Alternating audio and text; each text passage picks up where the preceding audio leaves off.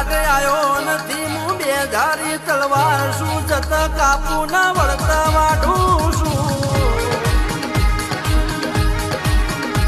તમે કોઈના ઉપર હાથ ઉપાડો તો અવાજ આવે પણ મારી હોટી ચચરઈનો અવાજ આવે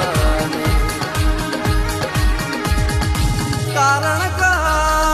મારા ઉપર કોઈ ફરિયાદ દાખલ થતી નથી મારા કાનૂન કાયદા જુદા છે મારું બંધારણ જુદું છે મારી સરકાર જુદી છે